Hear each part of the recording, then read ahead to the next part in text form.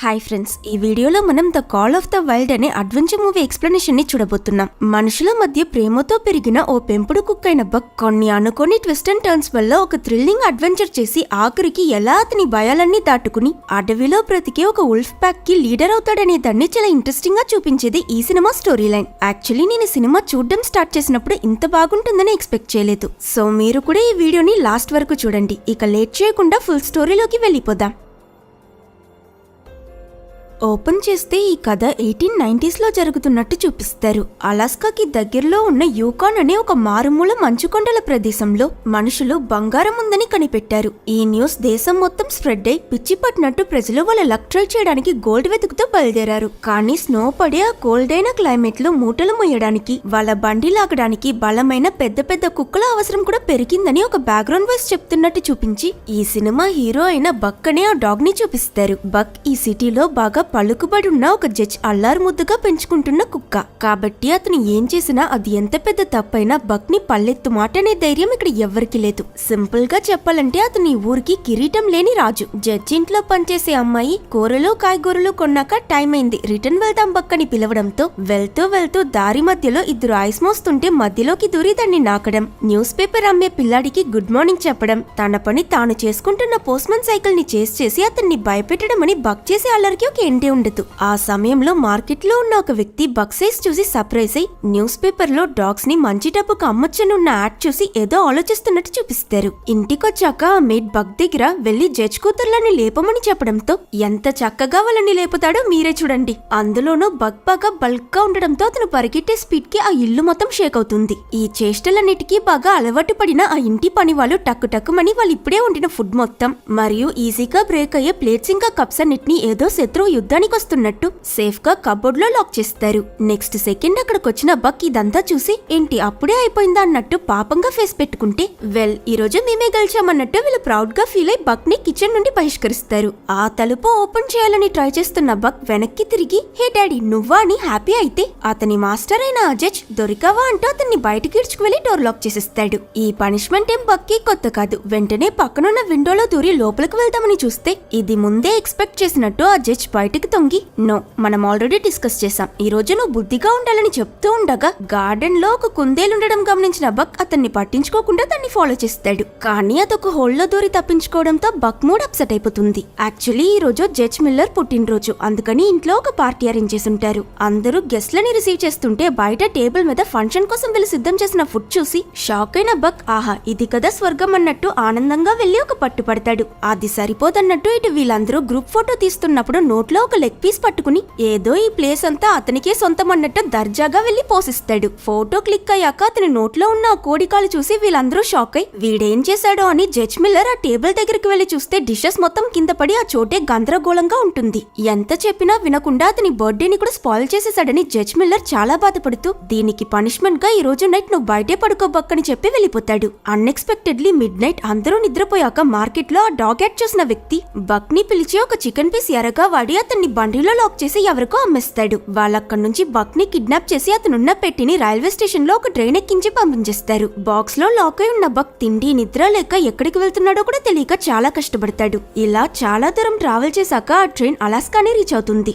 బక్ ని కిడ్నాప్ చేసిన ఆ డాగ్ డీలర్స్ వేరే వాళ్ళకి అతన్ని అమ్మడానికి ముందు బక్ ని కంట్రోల్ చేయాలని వాళ్ళలో ఒక వ్యక్తి ట్రైనింగ్ ఇవ్వడానికి ట్రై చేస్తాడు. అయినా తను ఏదో సమస్యలో ఇరుక్కున్నానని అర్థం చేసుకున్న మన డాగీ హీరో అలర్ట్ అయి ఇంటికి వెళ్లాలని ప్రయత్నించడంతో ఆ ట్రైనర్ అతని చేతిలో ఉన్న కర్రతో బక్ ని గట్టిగా కొడతాడు. జీవితంలో ఫస్ట్ టైం వైలెన్స్ అనుభవిస్తున్న బక్ మనసులో ఆ కర్రని చూసి భయం పుడుతుంది. సో నెక్స్ట్ ఆ ట్రైనర్ ని ఎదిరించకుండా ఆ వ్యక్తి చెప్పినట్టు నిలవడం కూర్చోవడం అని అన్ని ఇన్స్ట్రక్షన్స్ ఫాలో అవుతాడు. దాంతో ఆ ట్రైనర్ సాటిస్ఫై అయి బక్ కి తినడానికి కుడితనిల్లా ఏదో ఇచ్చి వెళ్లిపోతాడు. అయినా ఆ డాగ్ డీలర్స్ కి తెలియని విషయం ఏంటో తెలుసా, వాళ్ళు బక్ ని కొట్టగలరు కానీ అతని మనసులో ఉన్న సంకల్పాన్ని ఎరగొట్టలేరు. ఇంతసేపు సైలెంట్ గా ఉన్న బక్ చుట్టూ ఎవరో లేరని కన్ఫర్మ్ చేసుకుని వెంటనే లేచి అతని మెడకి కట్టున్న తాడుని తెంచుకుని పెంపుడు కుక్క కదా చాలా ఈజీగా డోర్ ఓపెన్ చేసి తిరిగి చూడకుండా తెలివిగా ఆలోచించి ఆ మనుషులందరి నుండి తప్పించుకుంటూ స్పీడ్ గా బయటకు పరిగెడతాడు. అండ్ ఇక్కడే బక్కి పెద్ద ట్విస్ట్, వీలే బిల్డింగ్ లోనో కాదు నదిలో పయనిస్తున్న బోట్ లో ఉండడంతో ఎస్కేప్ అవ్వాలనుకున్న అతని ప్లాన్ కూడా స్పాయిల్ అయిపోతుంది.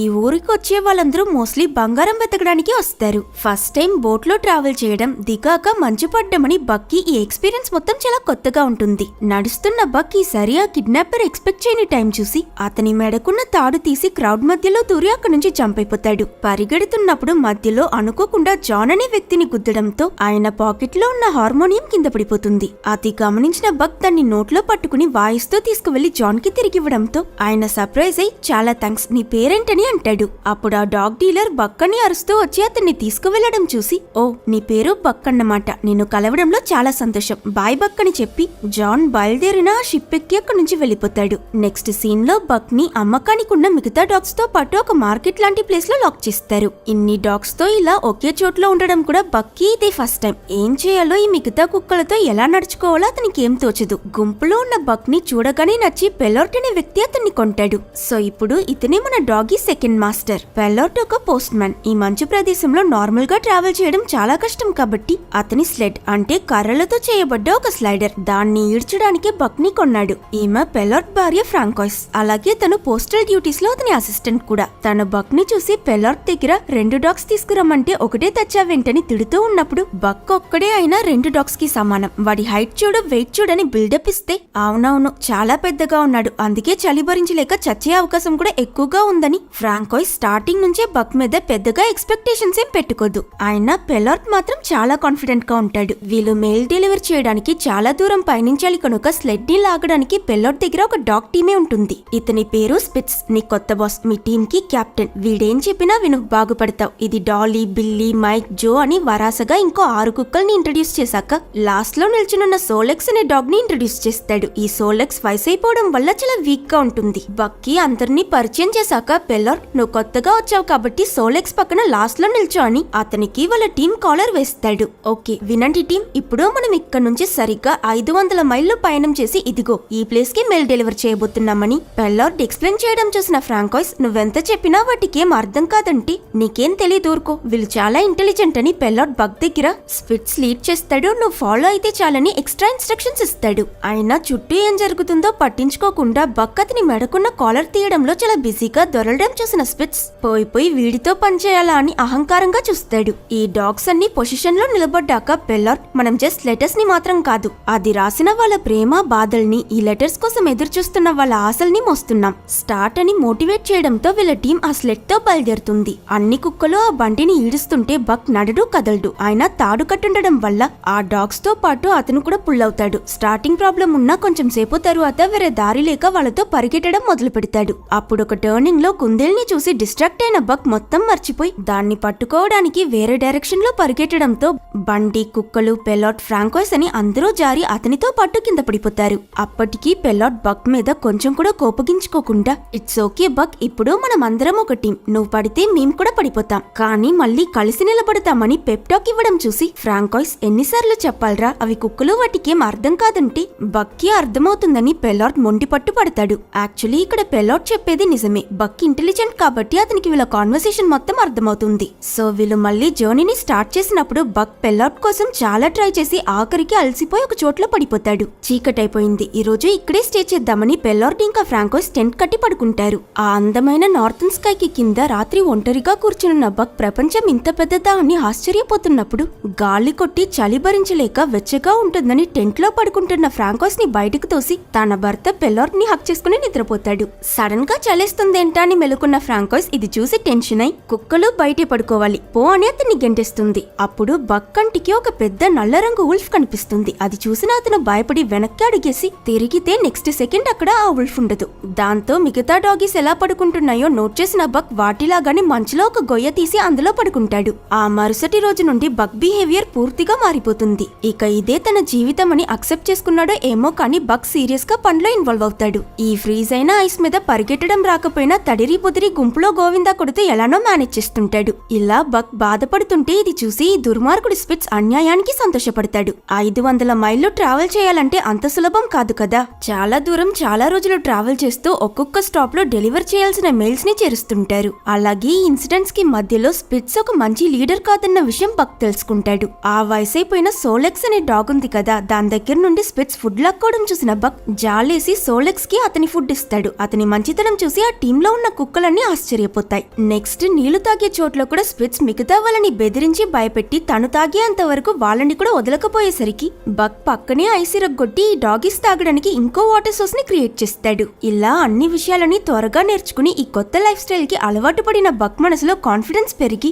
కొంచెం కొంచెంగా ఈ పనిని ఎంజాయ్ చేయడం మొదలు పెడతాడు. పగలు రాత్రి కొండ లోయ అని డిఫరెన్స్ చూడకుండా పరిగెడుతూనే ఉంటాడు. ఒక రోజు వీళ్ళు దారిలో ఫ్రీజ్ అయిపోయిన ఒక నదిని దాటుతున్న సమయంలో ఫ్రాంకోయిస్ చేతిలో కర్ర పట్టుకుని ఆ ఐస్ స్ట్రాంగ్ గా ఉందని చెక్ చేస్తూ ముందు నడుస్తుంటే పెల్లార్డ్ వెనక ఆ స్లెడ్ ని జాగ్రత్తగా తీసుకొస్తుంటాడు. బట్ సేఫ్ గా ఉండాలని ఎంత ప్రయత్నించినా అనుకోకుండా ఐస్ ఇరిగి ఫ్రాంకోయిస్ ఆ ఫ్రీజ్ అయిన చల్లటి నదిలో పడిపోతుంది. పెల్లార్డ్ తనని కాపాడడానికి వెళ్తుంటే అతన్ని ఓవర్టేక్ చేసి స్పీడ్ గా వెళ్లిన బక్ సెకండ్ థాట్ లేకుండా ఆ హోల్ లో దూకి ఎలాగో ఫ్రాంకోయిస్ ని పట్టుకుంటాడు. అయినా ఆ నది నీళ్లు పరిగెట్టడంతో దాని ఫోర్స్ కి వీళ్ళ హోల్ ఉన్న ప్లేస్ నుండి చాలా దూరం కొట్టుకుపోయి ఉంటారు. అప్పుడు మీద బక్ కి మళ్ళీ ఆ బ్లాక్ కలర్ ఉల్ఫ్ కనిపించడంతో అతనేదో సిగ్నల్ దొరికినట్టు ఆ ప్లేస్ ని గుద్ది ఫ్రాంకోయిస్ ని క్షేమంగా బయటకు తీసుకొచ్చేస్తాడు. కానీ తనని కాపాడిన బక్ మళ్ళీ నదిలో పడిపోవడంతో పెల్లార్డ్ అతన్ని సేవ్ చేయాలని అక్కడున్న ఐస్ బ్రేక్ చేయడానికి ఎంతలానో ట్రై చేస్తుంటాడు. అప్పుడు సైడ్ లో నుండి ఎవరో దీంతో కొట్టన్నట్టు కర్రివ్వడంతో థ్యాంక్స్ అని తీసుకుని ఎవరా అని చూస్తే బక్ నిలబడుంటాడు.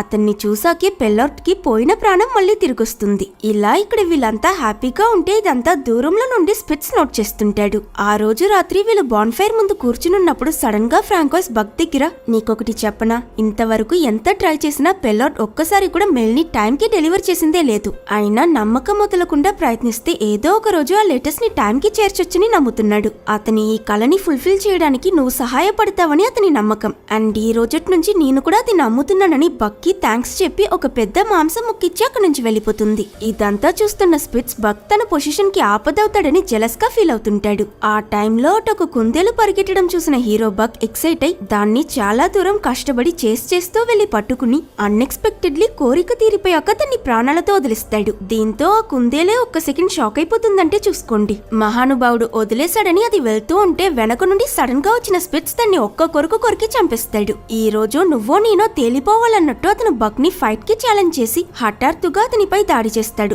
కొట్లాడుతూ అడవిలో పెరిగిన ఈ కుక్క స్పిట్స్ ని ఫైటింగ్ ఎక్స్పీరియన్స్ లేని బక్ పెద్దగా ఎదిరించలేక బాగా తన్నులు కాస్తుంటాడు.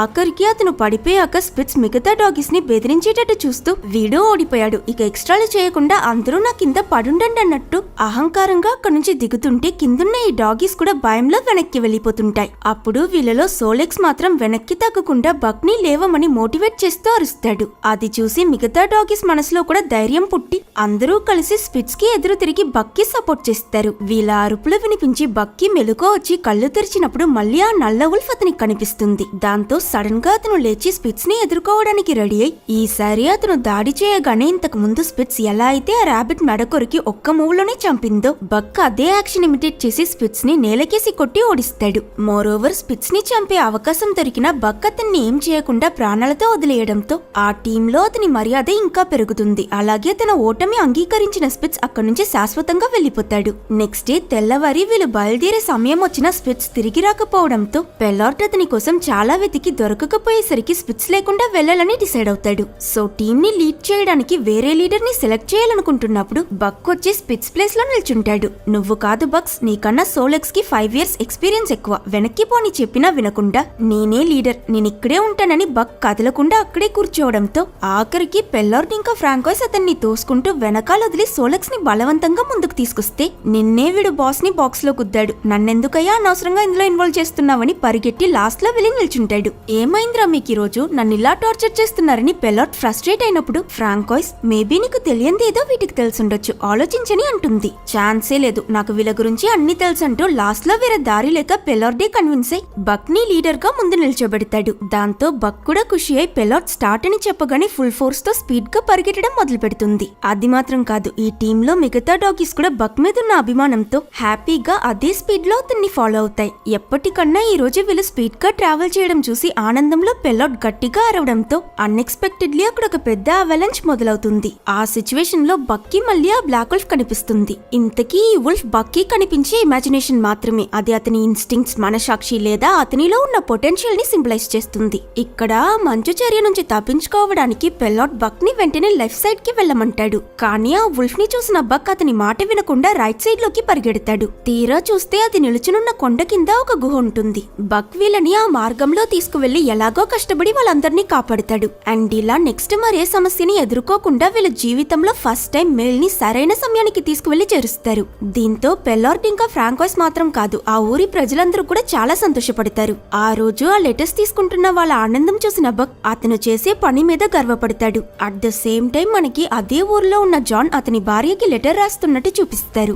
జాన్ కొడుకు చనిపోయాక ఆ బాధ భరించలేక అతను అన్నీ వదిలేసి ప్రశాంతత కోసం ఈ మారుమూల గ్రామానికి వచ్చాడు. అతని కొడుకు బర్త్డే వస్తుంది. దాని గురించి అతని వైఫ్ కి లెటర్ రాయాలని అతని మనసులో ఉన్నది ఎలా కన్వే చేయాలో అర్థం కాక చాలా కష్టపడి రాస్తుంటాడు. నెక్స్ట్ డే మార్నింగ్ బక్ వాళ్ళ స్లెడ్ బయలుదేరుతుంది. కానీ ఇంకా లెటర్ ఇవ్వలేదని జాన్ పరిగెట్టుకు రావడం గమనించిన బక్ సడన్ గా ఆగి పెల్లాట్ ఆ లెటర్ తీసుకోకపోయేసరికి తనే స్వయంగా వెళ్లి ఆ లెటర్ తీసుకొచ్చి ఫ్రాంకోయిస్ కి ఇస్తాడు. అది చూసిన జాన్, నువ్వు బక్ కదా, నేను గుర్తున్నానా, నాకు మళ్ళీ హెల్ప్ చేసినందుకు థ్యాంక్స్ అని చెప్తాడు. ఆ తరువాత కొన్నాళ్ళకి వీళ్ళ మెయిల్ స్లెట్ లెటర్స్ ని పంపించడం తీసుకురావడం పనిలో షార్ప్ గా ఉంటారు. ఇలా హ్యాపీగా సాగుతున్న వీళ్ళ లైఫ్ లో అనుకోకుండా ఒక రోజు పెల్లాట్ కి ఒక లెటర్ వస్తుంది. అందులో గవర్నమెంట్ మెయిల్ పంపించడానికి ఈ పద్ధతిని రద్దు చేసి టెలిగ్రాఫ్ తో ఈజీగా కమ్యూనికేట్ అయ్యే పద్ధతిని అమలు చేయబోతున్నారు. కాబట్టి ఆ డాగ్స్ ని అమ్మేసి ఫ్రాంకోయిస్ ఇంకా అతన్ని తిరిగొచ్చేయమని చెప్పుంటారు. ఈ బ్యాడ్ న్యూస్ విని పెల్లాట్ ఇంకా ఫ్రాంకోయిస్ బాధపడుతూ వేరే ఆప్షన్ లేక బక్ ఇంకా మిగతా డాగ్స్ ని అమ్మేసి వెళ్లిపోతారు. పెల్లాట్ వదిలేయడంతో మిగతా డాగ్స్ అన్ని ఇప్పుడు బక్ మీదే ఆధారపడతాయి. వీళ్ళంతా తమ ఓనర్ ని కోల్పోయిన బాధలో ఉండగా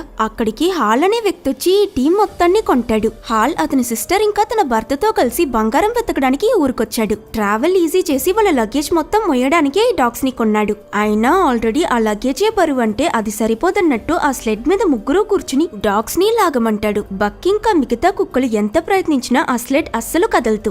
దాంతో హాల్ కర్రతో బక్ వాళ్ళని కొట్టాలనుకున్నప్పుడు జాన్ మధ్యలో అడ్డుపడి, ఇది ఆ డాగ్స్ తప్పు కాదు, మీ స్లెడ్ మంచులో ఫ్రీజ్ అయిపోయిందని వాళ్ళకి హెల్ప్ చేస్తూ, సీజన్ మారబోతుంది, ఇది మంచు కరిగే టైం, ఈ సమయంలో ప్రయాణం చేస్తే మీకు ఈ డాగ్ ప్రాణాలకి చాలా ప్రమాదం, కొన్ని రోజులు ఆగి తరువాత ప్రయాణం చేయండి సలహా ఇస్తాడు. కానీ హాల్, నేను ఈ కుక్కల్ని డబ్బిచ్చి కొన్నాను, నేనేం చెప్పినా అవి చేయాల్సిందే. ఒక్క నిమిషం, నువ్వు కూడా మాలానే బంగారం వెతుకుతున్నావా? మేం వెళ్ళకపోతే నువ్వే మొత్తం కొట్టేయాలని చూస్తున్నావు కదా అని జాన్ తో గొడవపడి బక్ వాళ్ళతో ఆ స్లెడ్ తీసుకుని అక్కడి నుంచి బయలుదేరతాడు. సో ఇలా చాలా దూరం కష్టపడి ఆ స్లెడ్ ని ఈడ్చుకు వెళ్లిన ఈ డాగీస్ ఒక చిన్న స్లోప్ ఎక్కే టైంలో స్లిప్ అయి జారి పడిపోతుంటే ముందున్న బక్ ఎంతో కష్టపడి ఆ స్లెడ్ మొత్తాన్ని కింద పడకుండా ఆపుతాడు. అయినా ఇంత కష్టపడ్డాక బక్ ఎనర్జీ మొత్తం పోయి తట్టుకోలేక అతను స్పృహ కోల్పోతే అప్పటికీ హాల్ వదలకుండా బక్ ని పంచేయమని టార్చర్ చేస్తాడు. ఆఖరికి బక్ లేవడం లేదని హాల్ అతన్ని షూట్ చేసేలా వెళ్లేసరికి అదృష్టవశార్థం బక్కి ఏమైందో అని కంగారుతో అతన్ని వెతుకుతూ వచ్చిన జాన్ సమయానికి అక్కడికి చేరుకుని హాల్ ని కొట్టి అతని దగ్గర నుంచి బక్ ని సేవ్ చేస్తాడు.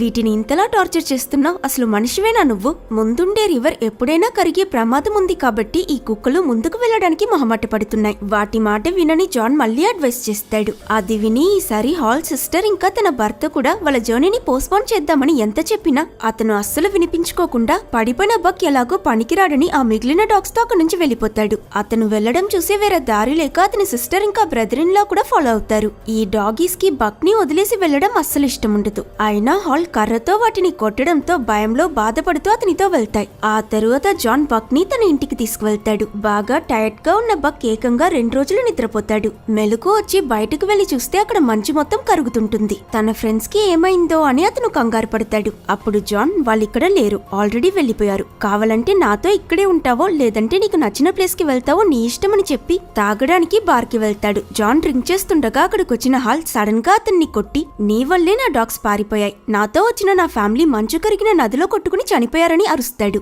ఈలోగా జాన్ ని ఫాలో చేస్తూ అతని వెనకాలే వచ్చిన బక్ హాల్ అతన్ని కొట్టడం చూసి కోపం వచ్చి వెంటనే వెళ్లి జాన్ ని కాపాడి ఆక్రోషంగా హాల్ ని అటాక్ చేయడంతో అతను బక్ ఒక పిచ్చి కుక్కని, అది ప్రజల మధ్య తిరిగితే ఎప్పుడు ఎవరిని అటాక్ చేస్తుందో తెలియదు కాబట్టి దాన్ని చంపడమే అందరికీ మంచిదని బార్లో ఉన్న వాళ్ళని రెచ్చగొడుతుంటాడు. అయినా హాల్ దగ్గర గన్ ఉండడం చూసిన ఒక పెద్ద మనిషి, ఈ సొసైటీకి వెపన్స్ పట్టుకు తిరిగి నీలాంటి వాళ్ళే ప్రాబ్లం అని అతన్ని కొట్టి బార్ నుండి బయటకు తోసేస్తాడు. కట్ చేస్తే ఇంటికొచ్చిన జాన్ కూర్చుని మందు తాగుతుంటే ఆల్కహాల్ ఆరోగ్యానికి మంచిది కాదని తెలిసిన బక్ అతని మీద అభిమానంతో ఆ బాటిల్ తీసుకువెళ్లి బయట మంచులో పూడ్చిపెట్టి డౌట్ రాకూడదని తన మీద కూర్చుండిపోతుంది.